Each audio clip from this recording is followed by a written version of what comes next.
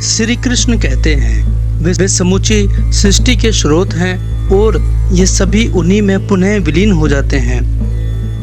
उनकी प्राकृत शक्ति माया पर विजय प्राप्त करना अत्यंत दुष्कर है, लेकिन वे जो भगवान के शरणागत हो जाते हैं वे उनकी कृपा प्राप्त करते हैं और इस पर सरलता से विजय प्राप्त कर लेते हैं। श्रीमद् भगवद गीता के उपदेश हमारे जीवन में एक नई दिशा प्रदान करते हैं और जीवन का महत्व बताते हैं। मनुष्य को श्रीमद् भगवद गीता का पाठ प्रतिदिन करना चाहिए। जय श्री कृष्ण दोस्तों, स्वागत है आपका हमारे चैनल पर। आज हम बात करेंगे श्रीमद् भागवत गीता के 7वें अध्याय के बारे में, जो ज्ञान विज्ञान योग के नाम से जाना जाता है। इसमें 30 श्लोक हैं। इस अध्याय में भगवान श्री कृष्ण अर्जुन को ज्ञान और विज्ञान अर्थात सैद्धांतिक ज्ञान और व्यवहारिक ज्ञान के महत्व के बारे में बताते हैं। वे इस अध्याय में परम सत्य भक्ति का महत्व, आत्मा और परमात्मा के संबंध को भी समझाते हैं।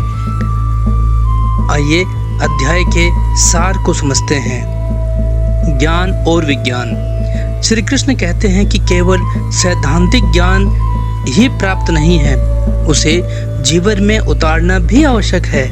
ये दोनों मिलकर आत्म साक्षात्कार की ओर ले जाते हैं। भगवान की महिमा।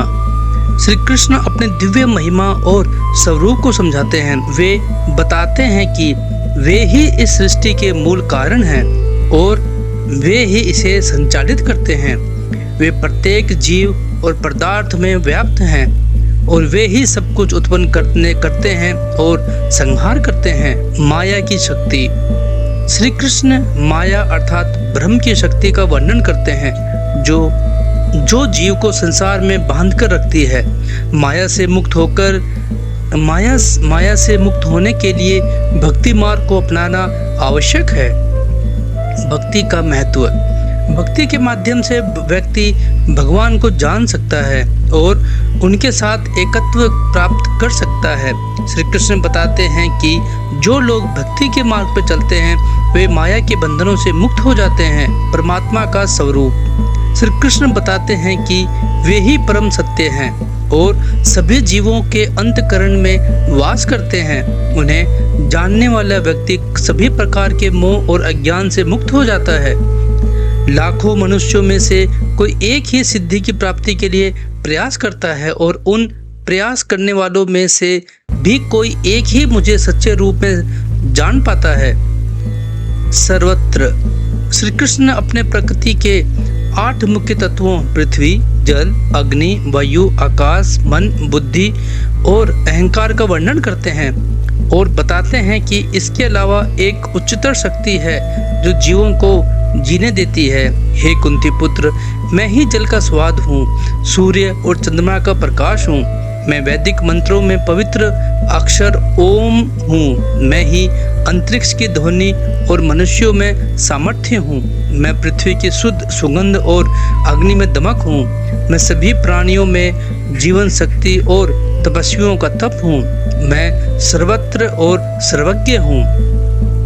इसके पश्चात श्री कृष्ण भगवान 3 प्रकार के प्राकृतिक गुणों के बारे में बताते हैं, सतोगुण, रजोगुण और तमोगुण।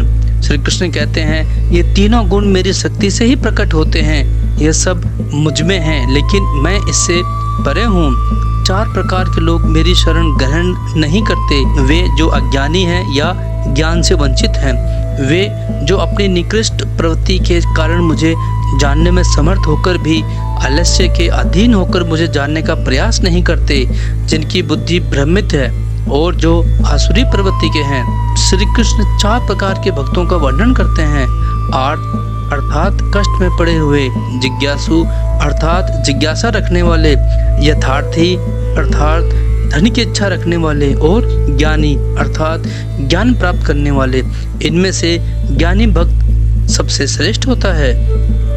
तो जैसा कि हमने इस ज्ञान विज्ञान योग अध्याय में समझा कि श्री कृष्ण ने ज्ञान और विज्ञान के महत्व, माया की शक्ति और भक्ति की महिमा को विस्तार में बताया है। भक्ति के माध्यम से व्यक्ति भगवान को जान सकता है और माया के बंधनों से मुक्त हो सकता है। इस अध्याय में आत्म साक्षात्कार और परमात्मा के साथ एकत्व की प्राप्ति के लिए भक्ति मार्ग को सर्वोत्तम मार्ग बताया गया है। श्री कृष्ण ने अर्जुन को सच्चे ज्ञान और विज्ञान के माध्यम से आत्मा और परमात्मा के संबंध को समझने की प्रेरणा दी है और कहते हैं कि हे कुंती पुत्र, मैं ही जल का स्वाद हूँ, सूर्य और चंद्रमा का प्रकाश भी मैं ही हूँ, मैं वैदिक मंत्रों में पवित्र अक्षर ओम हूँ, मैं ही अंतरिक्ष की ध्वनि और मनुष्यों में सामर्थ्य हूँ। धन्यवाद दोस्तों, अगर आपको हमारा वीडियो पसंद आया हो तो कृपया लाइक करें, शेयर करें और सब्सक्राइब करना ना भूलें। जय श्री कृष्णा, हरि ओम।